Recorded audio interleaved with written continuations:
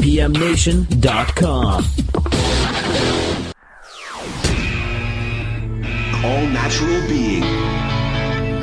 Warning, All Natural Being with Brian Brawdy is designed to shake your sense of self to the core. It's full context psychology with an empowering twist, a philosophical loofah for your soul. For those of you not ready or comfortable releasing your inner superhuman, listener discretion is advised. Here's your host, Brian Brawdy.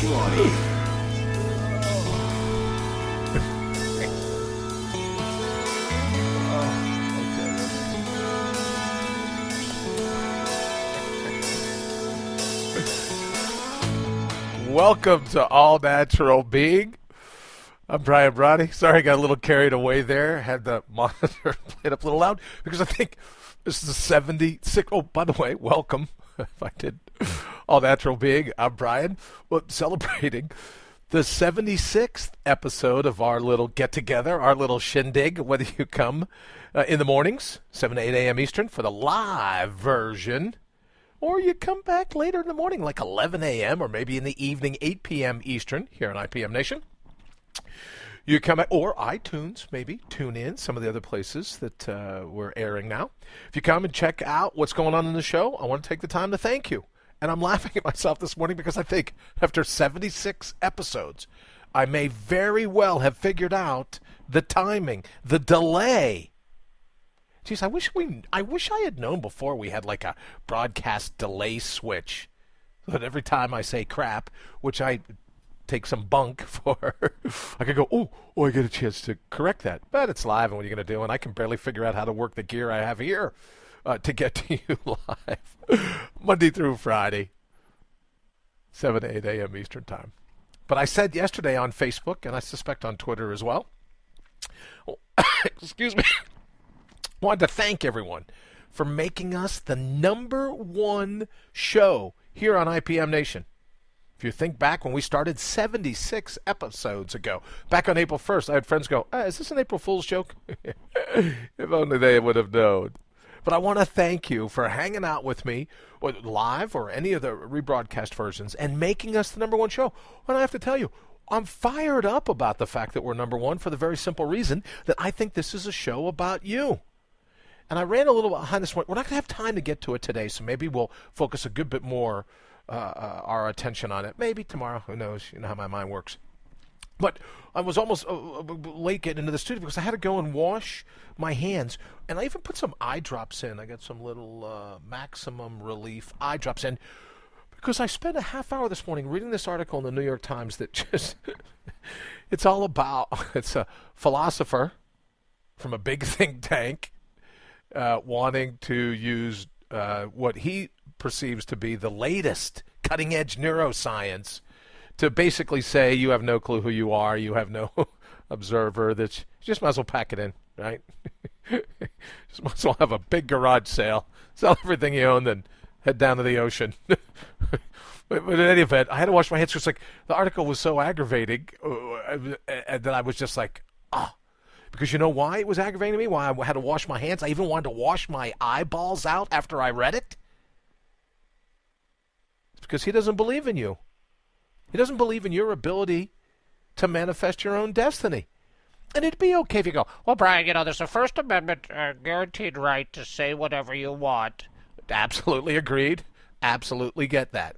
All I'm simply suggesting is you're taking a beating in the news. You're taking a beating in social media, as am I.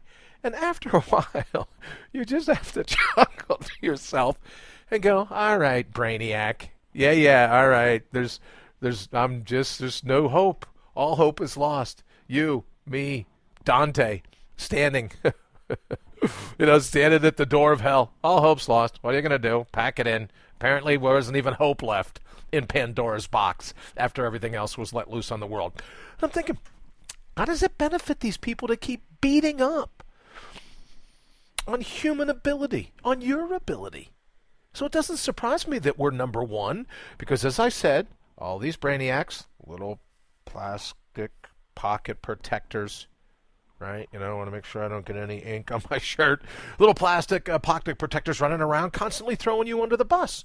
So I'm happy to be here 5 days a week going, you know what? Not going to happen anymore. Not on my watch. That's my gig. It's my gig to stand up. And these authors are welcome always to come on. I'm sending an email out this morning going, hey, you want to talk about this? It's my gig to stand up for that portion. That's why I say all the time, I'm on your side even when you're not. And good golly, you can't fault people for thinking, all right, maybe my life just is meant to be this way. Maybe it's supposed to be a battle. I love saying that just to get people's responses. They'll call you on the phone, you go, hey, how's the battle? They'll be like, what? And then you'll know in an instant that person's view of life. Life wasn't meant to be a battle. We're not here to struggle. We're not here. And I have a system that we're going to introduce this morning where you don't have to struggle anymore. You don't have to buy into it anymore. And here's where it came to me this morning about 3 o'clock. Out front of the studio here. A full moon. Beautiful full moon. Some clouds where I live. So it wasn't like just straight up. But you could tell right away. As soon as the clouds started to move away, there's a full moon. Lights up everything. And it reminded me of a time when I was a lot younger, little boy, a couple 100 years ago. One Christmas Eve, I remember we lived on Long Island. And one Christmas Eve, I woke up at like 2:30 in the morning. Oh, what was that? I heard something. Maybe it was Santa Claus up on the roof. So I go over the window, I look out, and the moon's just painted everything in a electric gray. You know how the moon can do, how it kind of lights up, where even street lights can't fight its advances. That full moon, especially when it's right on the horizon, and it just covers everything in light. Well, that's what it was like this morning. It took me back to that day where I was like, oh, I can't wait to see if Santa Claus comes. Was that him? My mom always said, oh, if he sees you, he makes eye contact, he's just going to pack up his stuff and go away. So you better stay in bed. Better not get out. Better not let Santa Claus see you. But I couldn't help it. I just couldn't. Went over to the window, looking around. All right, let me see if I can see him. I was thrilled. It truly was electrifying. It was just glowing. And even as a young boy, I probably had no understanding of what passion was. But I was filled with it in that moment. I was caught up, right? One big cliffhanger. Was that him? What's he going to leave me? How do I have to go back to sleep? What's the chances I can wake everybody up and get downstairs early? Absolutely thrilled. I remember just being beside myself where I could have run in place if I would have known that's what I could do to get rid of that energy. I was just like looking to my left, looking to my right. What do I do? Can I go down in pajamas? All of it. But I was absolutely thrilled in that moment. And this morning, looking out at the moon, I wonder what happened to that sense of being thrilled, of being electrified, of being passionate, of glowing. What happened to that? What happened to it in you? You ever have a moment in childhood where glee, just full on, total spectrum, full spectrum happiness? What happened? Because we were most certainly put here to have that kind of experience. Repeatedly. Moment in and moment out. To be thrilled with the cliffhanger of life. Courage for around the corner. Not knowing what was going to unfold. We were on the edge of our seats. We were on the tips of our toes. Waiting to see what was going to happen. Because that's where our mind thrives. So what happened? When it comes to cliffhangers, I guess we became afraid of heights. Didn't want to push ourselves to the cognitive cutting edge, to our mind's cutting edge, to the Garden of Eden within our own minds. We were absolutely thrilled to be alive, absolutely thrilled to be in this gig. And then you read articles like this morning, New York Times, oh, don't be thrilled. You can't trust your own thoughts. What are you even thinking? You can't chart your own destiny. Don't even think about it. You wonder, these neuroscientists and philosophers get together, and then, no wonder. You just look. Last night before I fell asleep, kind of violated one of my own rules of watching TV right before I nod off. But I'm just drawn to it. These cable news outlets can't get, and I do a lot of work on cable news outlets. So I don't care. I'm not going to watch it all. They can't pack enough experts. At one point, Anderson Cooper's on. He's got to have 8 people to each side of him. Well, what did you think of that speech? And then these people, they're just diving on each other like someone threw in one cookie in the middle and they were all going to fight for the cookie. They couldn't wait to tell you why they were right. They couldn't wait to vent their sense of anger. It just makes me wonder all the time. You look at that, everyone's so angry. Why is that? Well, here's the thing. That energy, talked about that energizing moment as a little kid. It's in fact that energy, right? We'll talk about it a little later. I don't know what segment we'll look down, but we'll talk about it in the Aramaic language. Shemaiah was how we take the word Shemaiah from Aramaic language, and we translate that into the word heaven. But the root of that you could take as a vibrational field. So heaven is this vibrational field. We talk all the time, right? Heaven or the Higgs field or the Holy Spirit, whatever you like. I don't care. You should. Important to you. None of my business. Whether you think we were put here by the Almighty, we were dropped off here by aliens, or you're an atheist. God love you. I'm good with all of it. All I'm simply suggesting is that if that's true, thousands of years ago in the Aramaic language, Shemaiah, heaven, vibrational field, then what happens is we have all this energy. We're a powerhouse for that energy. And when we can't be thrilled, we take that energy and turn it into anger. Got to get rid of the energy somehow. So subconsciously, we have this energy about being thrilled to be here because you shouldn't be. When you look at all the chance occurrences that had to dovetail, that had to fall together just right, even for, and we don't even know. Let's go all the way back to the Big Bang. Or let's go all the way back to the Garden of Eden, whatever you're comfortable with. We go back to the beginning, whatever the beginning is. However you define the divine, whatever that is. You go back to the beginning. A lot of stuff had to unfold for us to even be here. You'll say, well, it all began with the Big Bang. Well, how the hell do you know what was going on before the Big Bang? Could have been tumultuous. Could have been just chaotic. Why was there even a need for a Big Bang? You're not happy with the Big Bang? Great, then go read Genesis. God's hanging out with his posse. They're floating around. It's wild and waste. Well, how about if he had picked a different wild and waste? The dark waters to hover over. Ruach, the spirit, hovering over the waters. How about if he had picked another a little locale of waters to hover over? Either way, when you go all the way back, chances are really great that you and I shouldn't be here. So if you make it to this planet, if you're still alive, given the craziness going on in the world, what do you have to be angry about? I mean, because you'll get up and wash your hands. Oh, and get some eye drops because you're going to, I don't know. Like Q-tips, because you're going to want to wash some of this stuff, scrape some of this stuff out of your ears. Where does all the anger come from? On both sides. In all of it, even on social media. All the people busy unfriending, I guess, is the least of the things that could happen. Everyone else is busy. Well, you're an ass. Oh, yeah, well, you're a... It's like, oh, my good Lord. Look, where did all the anger come from?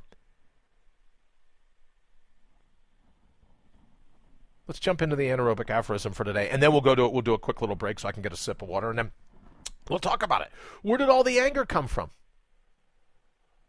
I think it's because we're selling ourselves short. We wake up selling ourselves short. We're ticked off about it. So now we're looking for anyone to brawl with. We're going to get to that as well. Segment number 3. All right, let's take a quick break. Be right back. IPMNation.com. IPMNation.com. I want to say a thank you again to Matt at IPM Nation and Jen, keeping me up and going through 76 episodes now. Thank you very much. And to you, couldn't do this without you for making us number one. Because if it was just me, hitting the refresh button every 15 seconds, there'd be no way my numbers would be to the point where we could be number one all this time since the debut. So I not only want to thank you for making that possible, but to remind you and to suggest humbly once again that the show's number one because we're not buying into the concept anymore of selling ourselves short. Enough. Let's agree not to be a co-conspirator anymore. Man, I don't want to go. You know how I get all the time. Oh, well, segment 1 is now going to be 3 and 2. It's like a big Rubik's Cube of paragraphs of what I want to cover this morning, what I want us to be able to kick around. But someone said, oh, well, there's a difference between shaming. There's a difference between shaming and self-shaming. No, there isn't. It's all self-shaming. Someone else can't shame you. You have to be a co-conspirator in that. You have to look in the mirror and go, well, he's got a good point. I should feel shame. That's the only way it works. Only way it works. We talk all the time about the Buddha.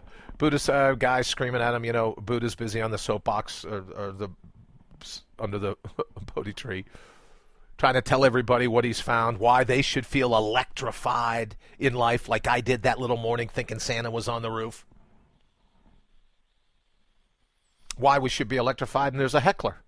Apparently you're doing stand-up back then. They even had hecklers back then. Maybe the second oldest profession in the world was a heckler. Oh, it could very well be. I mean, look how it worked out for Eve in the garden. Heckler. Going, oh, that's not the way it is. You need this piece of fruit. All the hecklers. How did Buddha deal with them? He goes, hey, can I ask you a question? I mean, you're busy ranting and raving and whatnot. May I ask you a quick question? Guy goes, sure. He goes, if you brought me a gift and I didn't accept that gift, what would you do with it? The guy goes, well, I'd probably take it back with me. If you're not going to accept it, I'm not going to leave here. I'll take it with me. The Buddha looks at him and goes, great. I consider your criticism a gift. I'm not going to take it. So why don't you keep it to yourself? And he continued on with the sermon, the sutra. You and I can do the same thing. All this sense of shaming. No thanks.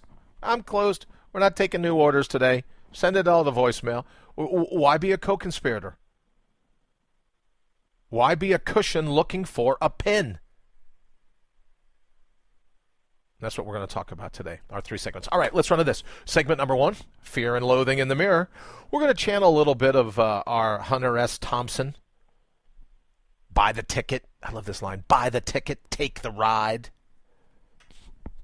Segment number 2. I called it Every Moment is an Impromptu Mentor. T.S. Eliot probably would have said and did say or write, a lifetime burning in every moment. That's another one-liner I love. A lifetime burning in every moment. And then in segment 3, this is probably should be the theme for the show, but who says you and I are supposed to lease out our self-esteem? Who says we're supposed to rent out our self-esteem? How does that even work? Why do we give someone else control? Why would we let someone else's opinion influence the way we feel about ourselves? And that's what we're going to look at in segment 3. All right, let's do this. We'll be right back. You're listening to All Natural Being with Brian Brawdy. How much longer will you let them hijack your head and your heart? Well, that's a great question. You and I talk about it whenever we bring up this topic. The hijacking can happen on the outside, but it can also happen on the inside when we let our mind hijack who we are at our core. We talk about fear and loathing in the mirror. What has happened to where the natural thrill, the all-natural electrification, the passion, the glowing of your soul's sap, to quote Yusanar, your soul's sap, what has happened to when we look in the mirror and we go, I'm not all that thrilled for myself. I'm not all that excited about what's going on. It's only a life. I'll just struggle through. I'll just get by. I'll just manage. What are we managing? Hunter S. Thompson. Buy the ticket. Take the ride. We're here. Let's be thrilled by life. Because in my estimation, you're here. Life is supposed to thrill you, and you're supposed to thrill life. That's the ultimate dovetail. That's the ultimate excitement that you're supposed to have. Like me as that little kid at Christmas. Every day you wake up going, what a cliffhanger. This is going to be great. Oh, Bri, I can't do that. I have responsibilities. I have concerns. I have all these other things. Okay. In this moment, right now, 20-second victory. Breathe in, exhale, scan your horizon, then think, then talk, then take action, then tap into that energy. In this moment, right now, what would it take for you to feel electrified with your life? I said in the open, we talked about the Aramaic, the original language of Jesus. We talked about the Aramaic translation of the word Shemaiah, or heaven, or a vibrational field. Well, you're put here to be a powerhouse. You're put here to be a conduit of that energy. It's no wonder everyone in cable news is so angry. You look around, they go, this is what my life is supposed to be? This is what my life is supposed to be? You were put here to be a powerhouse, a conduit, a channel for that energy. It's coming out of you one way or another. The vibrational field. You are a powerhouse of that field. Which is why I always say, when we talk about, I have to be optimistic, or I'm always pessimistic. Outside of all of your opinion as to how the future should go, what if you and I focus for 20 seconds or 20 minutes? All we focus on is how we're going to channel our energy in this particular moment in all of time. No good thoughts, no bad thoughts, just is. What can we do right now? And if we do a 20-minute victory, as you know, they're scalable, 1/72 of your day. What can I do right now for the next 20 minutes in this moment in all in time, this sliver? What can I do to channel that energy? What can I do to live an electrified life? Now, an electrified life doesn't mean running around like I was all frantic as a little kid, seeing if I could steal a quick peek of Santa. Being electrified means tapped into the thrill of being here and having a life where you go, wow, what a ride. And when you tap into that energy, when you realize that you are that powerhouse, you know what the byproduct is? Gratitude. You'd no more go on a cable news show and scream at someone else for having a contrary opinion. How dare they? You'd no more go on a cable television news show and scream about that because you're just too happy having been dropped here in the first place. Again, almighty, aliens, atheists, agnostics, however you want to look at it. You are still here. So what is all the fear and loathing in the mirror? Oh, well, it's the uncertainty of the future that scares me. Why? You will handle it. Whatever the future holds, you will handle it.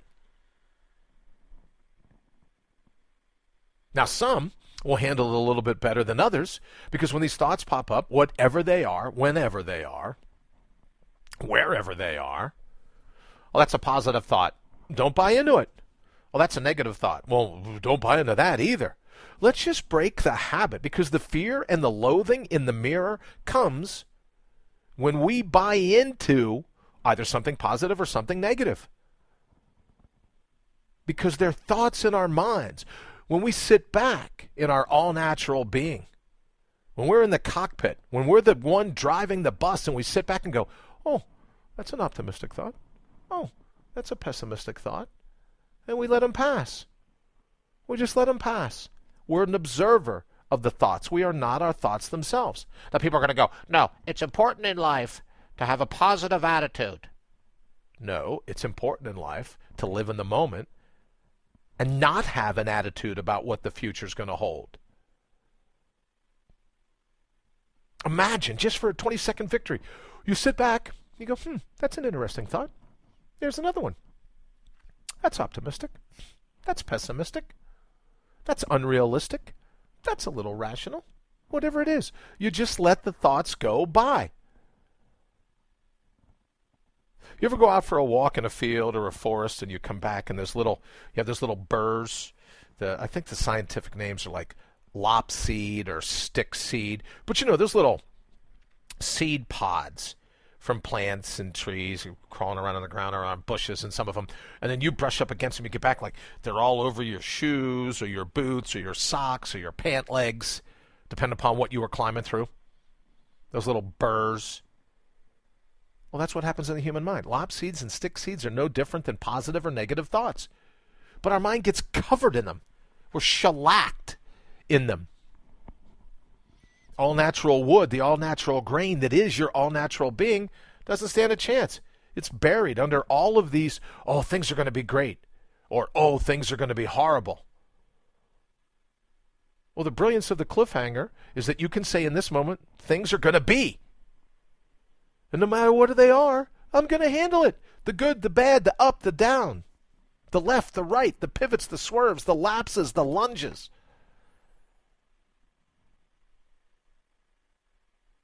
Whatever life throws at me, whatever fate does to try to derail me from my destiny, whatever it is, I will handle it. I'm ready. I'm willing. I'm able. So bring it. Bring it. We don't have to sit in fear and go, oh, I don't know. What's going to happen if A or B? What do you mean what's going to happen if A or B? Just bring it. Bring it. Bring the cliffhanger. I've got the courage for around the corner. They're all cul-de-sacs. There are no dead ends. It's not going to be a blind alley as soon as I turn the corner, so bring it. But we sell ourselves short, and that's where the fear and the loathing in the mirror comes from. We sell ourselves short because we're covered in lop seed and stick seeds. We're covered in all these opinions. We're busy telling the universe, hey, this is how I want the future to go. This is how I want this next moment to play out. And then we go, oh, crap. What if it doesn't play out that way? There's your fear. Oh, crap, if it doesn't play out that way, then I'm going to look like a failure. There's your loathing. So fear and loathing in the mirror comes from trying to control something that is outside of our control. Let me say again, big bang, big breath. The divine, however you define it. I always fall back on thy will be done. Not a religious 4 words, not a scientific 4 words. They're just 4 words that means however you get to decode, to decipher, to decide on your definition for the divine. The only one that matters is your definition. However you get to that, sacred or secular, heaven or the Higgs field, thy will be done is the same as saying the Tao follows its own path. Model nature. What does nature do? You don't have a tree going, Oh, I sure hope it's sunny today. Oh, you know what? I'm getting baked here. I hope it's overcast. I got too much sun. Too much. Can't handle it. No. Not at all. So why would you and I do it? Well, because we have weak moments. Absolutely. I have them all the time. But what you and I can do is work to string together as many 20-second victories, 20-minute victories. They're scalable. They're stackable. To string them together so at the end of a day we can go, man, I gave it a great run. I got your cliffhanger right here. This was great. So before we leave this, I want to pull up a quick article. And I got to get this guy. I'm going to do this. I got to get this guy. We have such a huge... Oh, I'm sorry. I'm also supposed to tell you 331-684-7685, 331-684-SOUL. Reach out. Thank you for all the texts, for all the different messages I get throughout the show. Also, allnaturalbeing.com. Numbers continue to grow huge there because I want to hang out. I want to be able to find out what's on your mind. So you leave me your email. I'll leave you mine. We'll hook up that way. If we stay connected, if we work on this together, then it's not all that much of a challenge.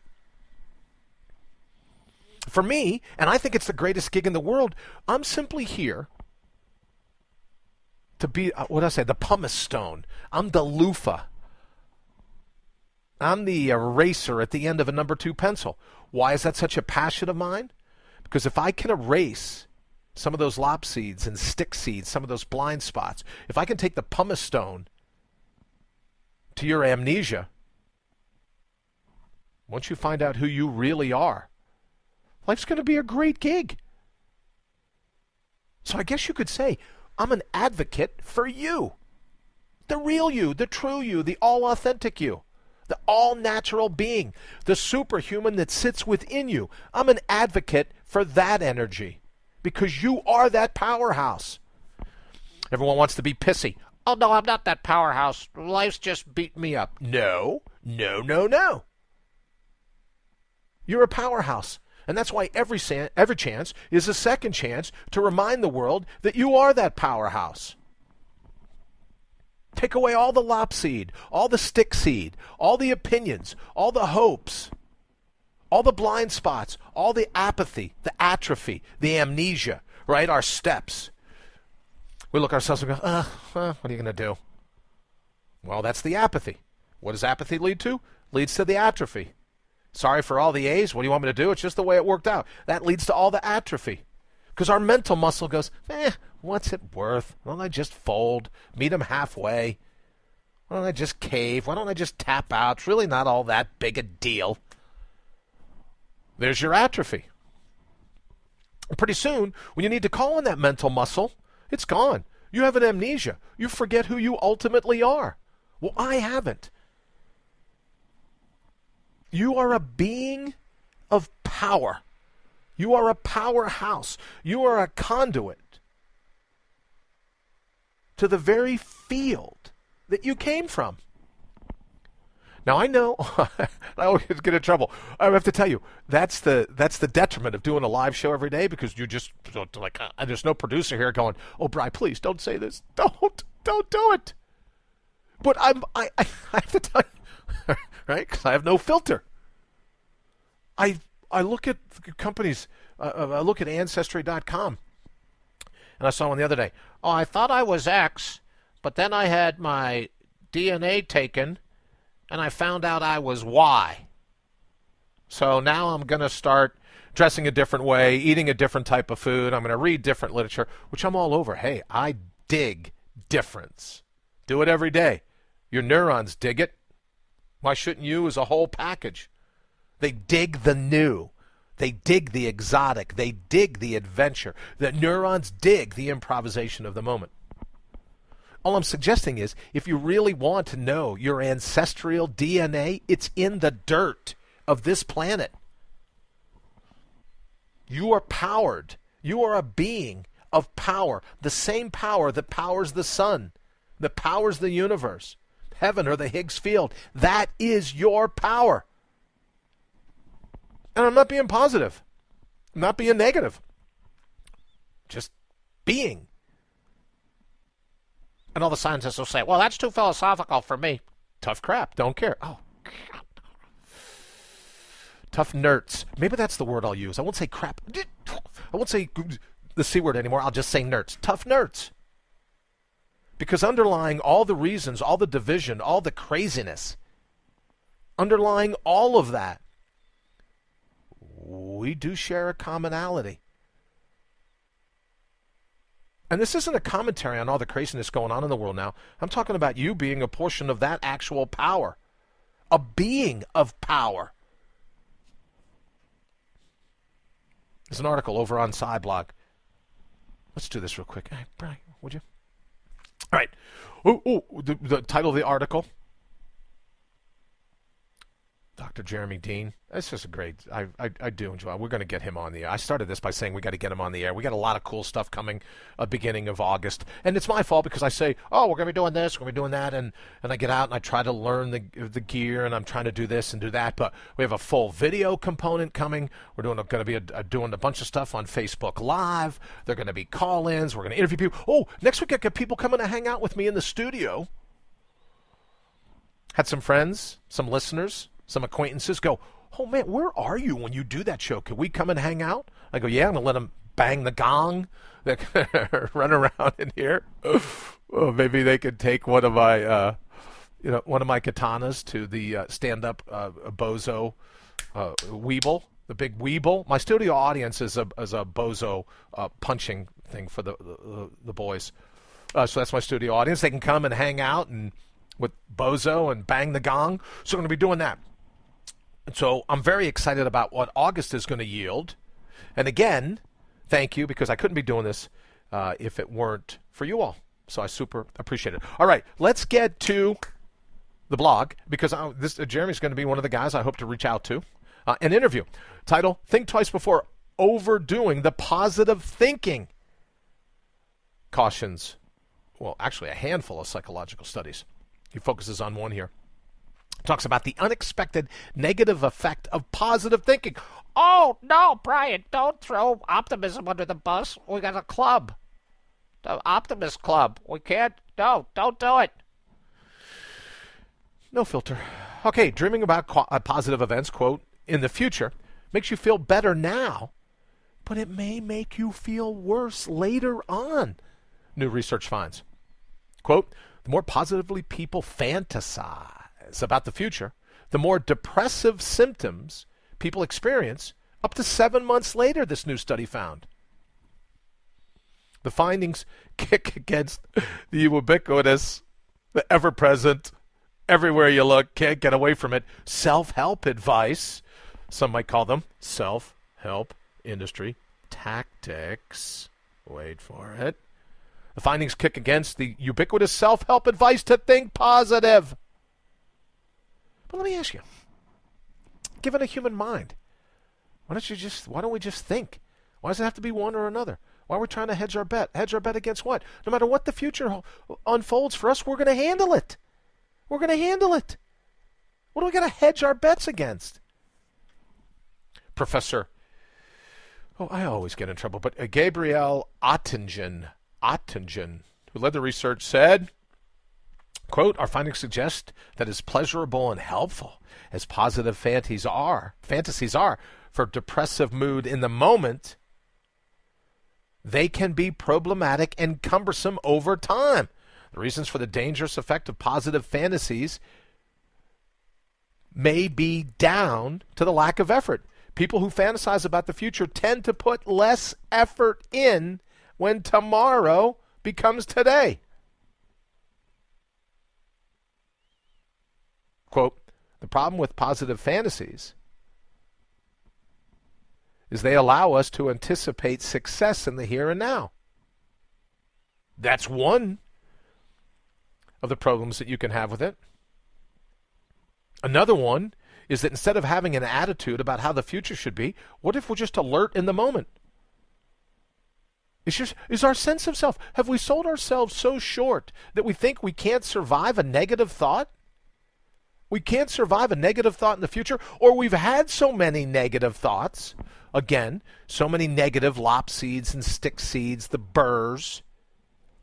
We've had so many of them that our mind is just clouded over.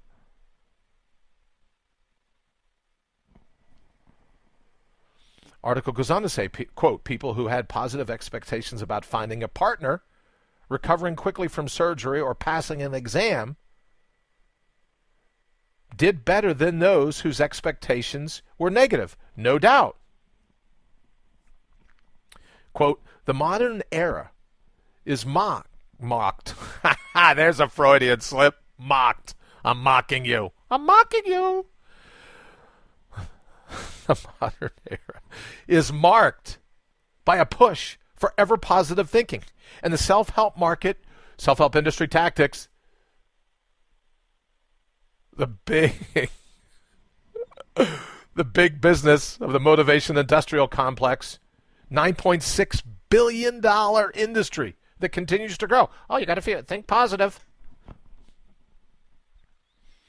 Quote, our findings raise questions of how costly this market may be for the people's long-term well-being and for society as a whole. Say it isn't so.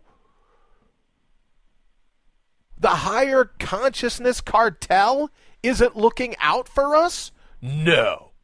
Get out of here. Quote, our findings raise questions of how costly this market may be for people's long-term well-being? Get out of here. There's something about self-help industry tactics. Hold the press. Video at 11. So instead of worrying about, I have to have a positive attitude. I'm much better as a pessimist. Whatever is going to happen in the future is going to be horrible. Well, instead of finding either one of those camps, either lopseed or stickseed, what if you and I just decide we're going to be alert? We're not going to have an attitude. We're going to be alert to what unfolds in the moment in hand.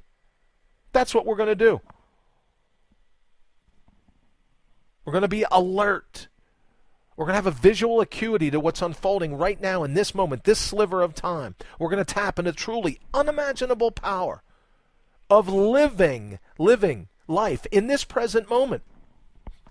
No more selling ourselves short. I'm not going to do it any longer. You're a being of power. How are you going to channel your power? Next 20 seconds, next 20 minutes. How are you going to channel your power? Now, when that little negative voice kicks up and goes, oh, well, Brian's got power, but we don't. I don't. What is he? This is craziness. Why aren't we watching QVC? Let's go buy something on the Home Shopping Network. Now, in the interest of full disclosure, I've performed for QVC, so not throwing anyone there under the bus either. I'm simply saying, as I say all the time, I think you're a rare breed. But all natural being isn't for everyone. Maybe as we grow, maybe as we evolve. I have to tell you a quick story. I happened to, you go into Facebook and you see where your numbers are. You have an analytics package. You get an email from the web people going, oh, we are up or we're down or we're this or that. I got a really nice email the other day from someone that said, I got to tell you, Bri, I unfriended you on Facebook. I'm like, God love you. And I'm thinking to myself, where's this email going? Right? And then this person said, but no, after a while, even though I was mad with what you said,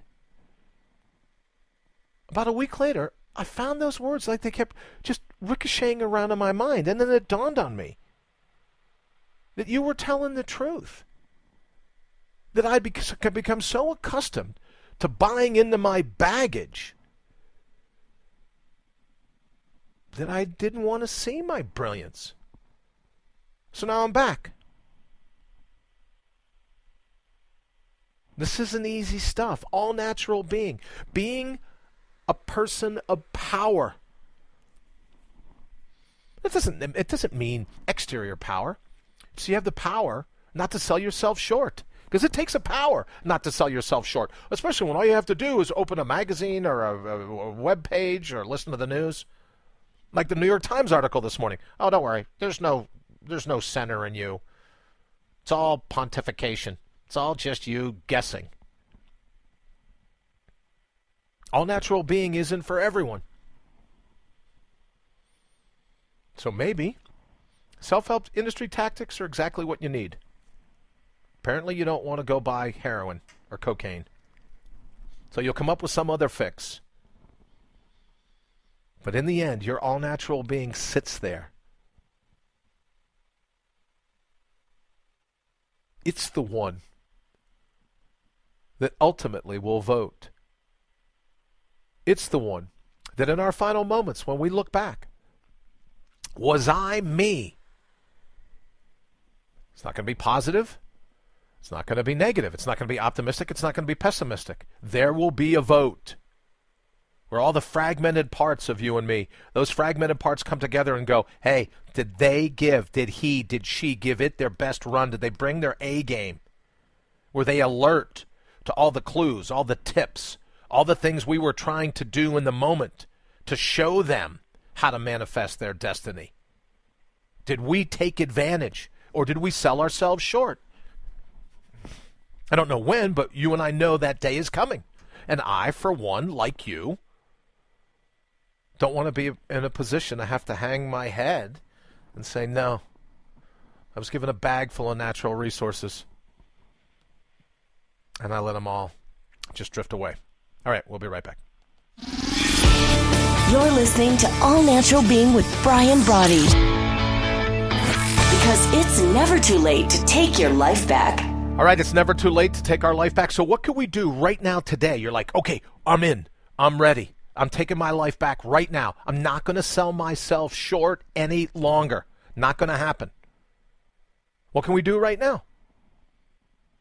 I said in the tease for this segment, every moment is an impromptu mentor. It's popular now, a new show. I am not your guru. Good to know. Because every moment is your guru.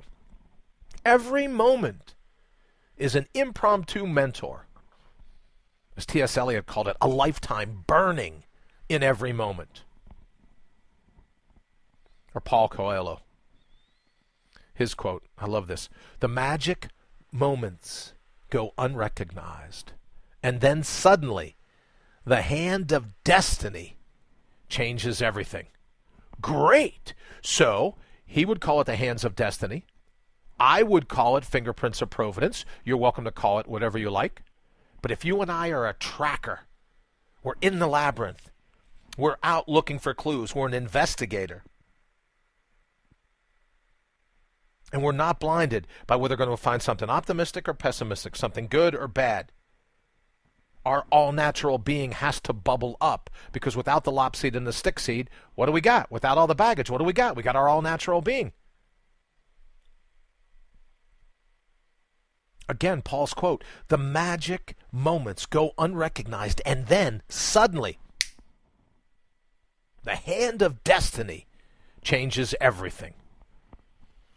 So it's never too late. We can begin right now by collecting the evidence that sits all around us, the happiness in a puddle at our feet. And as soon as I said that, it made me think of the boys. My two youngest sons, whenever there's a rainstorm, their mom throws them in boots, they go out in the puddle, and they just jump and dance and laugh and flail their arms. They just have a blast in these puddles. And then if you go out after the storm, you go out for a little bike ride or whatever, they're just drawn to these puddles. There's no way. You know, you can have a mile-long path, 100 yards to one side, they sense a puddle, there goes the bike, right for the puddle. Well, that's the thrill we were all born with. And we can return to that thrill in the moment when we use the moment as our guru, when we use the moment as our impromptu mentor, the hand of destiny, the fingerprints of providence, everything we need, everything you've ever wanted, you've always had. Right now, in this moment, that's when we reconnect to who we ultimately are. No optimism, no pessimism, no prejudice, no prejudging what how the cliffhanger is going to end. Having a courage for around the corner. Having the boldness for around the bend. When we do that, the moment teaches us. The moment becomes our guru. And I'm so confident in this. After 30 years, as you know, 30 years of doing the study, I'm so confident in this. Do you know why? Because I believe in you. I'm your advocate. I'm the pumice stone. I'm the sandblaster, the loofah, the eraser. You know, it's popular today. Do this, do that. Here's all the things you're going to learn. I got a laundry list of things I think you should unlearn.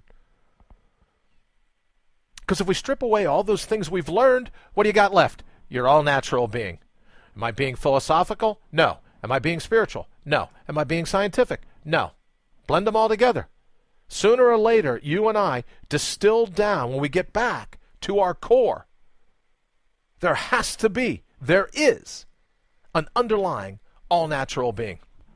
The root of our soul, to quote the poet Rumi. And if we get back to that, gig's over. We're ready to go. Nothing touches us again. No more pins looking for a cushion. No more tubs of ointment looking for a fly. We're in. And we're ready to go. We'll be right back. No self-help industry tactics here. You're listening to The Real Deal. Brian Brawdy with All Natural Being on IPM Nation. IPM Nation. All right, here we go. Segment number 3. Leasing out your self-esteem. Ralph Waldo Emerson, great quote. And it's, again, I thought of this quote last night watching some of this political debate. The quote is, never fall into the vulgar mistake of dreaming that I am persecuted whenever I am contradicted. That was his wish. That was his hope. That was his goal in life. That's how he opted to use his mind. He said, never let me fall for that. And he called it a vulgar mistake. And he was right. Never let me fall into the vulgar mistake of dreaming that I am persecuted whenever I'm contradicted. We're going to be contradicted. What we think might not work for another one. So what? Doesn't mean we sell ourselves short. Oh, they disagreed with me. Well, who are they in the position to disagree with you? How do you know they're right? I think you're right. How do you like them apples? Where did it become commonplace for us to sell ourselves short and lease out our self-esteem to the opinions of other people? I have to tell you, other people are crazy. They really are. So why let a crazy person have a vote in your life? Don't rent out your image, your self-esteem. We don't want to do that. But we do it. Public opinion. Do it all the time. Our critics, the herd, our mental entourage in our minds. We'll let all these people vote. We let that voice in our mind vote. Oh, yeah, it's just going to be brutal. You can't pull this off. When did we start selling ourselves short? And what are we going to do about it today, right now, in this moment?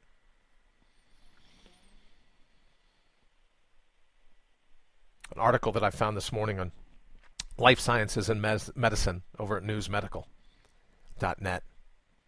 You're talking about a novel method of mindfulness meditation can improve emotional and cognitive performance. And they come up with another acronym, the integrative body-mind training. And they talk about meditation, which, as you and I know, is just 20-second victory, 20-minute victory if you want to stack them. Breathe in, exhale, scan your horizon, and in that moment, take action. Now, in the process of this meditation, the taking action is saying, ta-ta, see you later, keep moving thoughts. Talked before about ducks on a river. See you later. Enjoy the show. Keep on moving. That's all we do. Well, now the doctors are saying, hold the boat. The more we practice this, the more self-control we have. Quote, deficits in self-control have been shown in mental disorders such as attention deficit hyperactivity disorder. We're all super sensitive, hypersensitive anymore to the opinions of other people, so when we practiced our 20-second victory, and it talks about in this article how just 5 20-minute sessions in a week, 20-minute victories has been shown to increase attention, relaxation, calmness, body-mind awareness, and brain activity. Well, how could it not increase brain activity if you're aware of what's going on in your body? If you're not focused on all the lopseed and stick seed, all the optimism and pessimism of what might go down in the future, the fantasies of the future, all the fabrications of your past, when you're not focused on that, of course your mind, that body-mind harmony is going to be more in balance. Says the deficits in self-control have been shown in mental disorders such as attention deficit hyperactivity disorder, a whole host of addictions, mood disorders, and post-traumatic stress disorder. And they talk about meditation, quote, because it improves self-control, it may help buffer some of these other things. And that's all you and I want, is we want a buffer from our triggers. That's all it is. Meditation. Let's demystify it right now. What is the 20-second victory? It's a buffer from our external triggers. It allows us, literally, to take a deep breath and make sure we don't let any pins into our cushion. No flies into our ointment. That's all it is. So we don't have to worry, oh, will I be any good at it? Sure you will. Just takes practice. All I'm asking for is one 20-second run at a time. You feel a trigger come up, and you will feel it come up. You know exactly what I'm talking about. You feel that trigger come up, take a deep breath, exhale, scan the horizon, check your 6. Situational awareness is what the S stands for. And then you think, then you talk, then you tap into the energy, then you take action. It's up to you. But when we remember that our mind works for us, for our all-natural being, we don't work for it. It's not our chauffeur. It doesn't drive us to where it wants us to be. We decide where it goes. And in that 20-second victory, don't let your thoughts sell yourself short. No more. Don't let your self-esteem be leased out. Don't rent out your identity to someone else's idiocy. Just because they have an opinion of you doesn't mean that that opinion is true.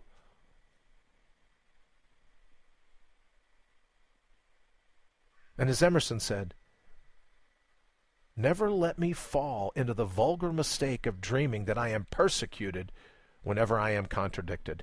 And you want to see some examples of that? Hang on Facebook for 5 minutes. Let people contradict us. What do we care? But let's not fall for self-shaming, for shaming ourselves because we're contradicted. There's a few billion people running around on the planet. They're not all going to agree with us, thank God. So let's not feel persecuted just because someone contradicts us. They may be wrong. They may be right. Who cares? Do you? I don't. Your fallback position is your all-natural being. Let the thoughts come. Let the opinions come. Oh, that's a nice one. Almost like you're going to like a buffet. Oh, no, I'm not going to have any of that chocolate pudding. It looks like it's been sitting there for hours. Look at that tapioca. Yuck. Right? Just like our thoughts come by. No, I'll take some of this. A little. Oh, who would eat that? Kale. Vile weed. My favorite line from Seinfeld. Remember that? Vile weed. All right, we got to get ready to get out of here. Here's my thing for today. Please, I'm asking you, as a favor to me, 20 seconds, just 20 seconds. Stop selling yourself short today. Stop thinking that the life is something that has to be battled. Let's be grateful for the fact that we're here to be in the labyrinth anyways. And not run from this fear of a cliffhanger. It's all a cliffhanger. And that's the beauty of it, because you're a powerhouse, a being of power that can handle any cliffhanger, as long as you remember who you ultimately are. All right, thank you so much again. Don't forget, reach out, allnaturalbeing.com. We're coming up with a private Facebook page here after a while as well. So allnaturalbeing.com, come on over, hang out. And as always, 331-684-7685, 331-684-SOUL. Before we run, wouldn't today be a great day to practice a little bit of compassion? on yourself in the mirror. No more fear and loathing in the mirror. Just look and go, you know what? I got a great gig. Am I perfect? No. Would I want to be perfect? No. It's a cliffhanger. And I'm really excited to see how the cliffhanger of today is going to work out for you. Having said that, please have a fantastic run at it, whatever you decide.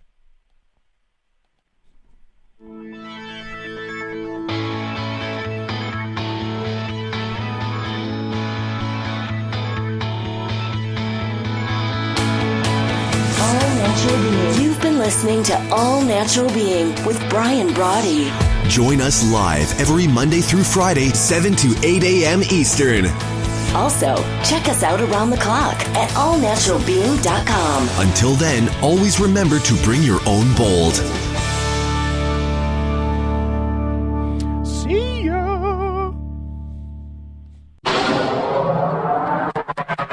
IPMNation.com.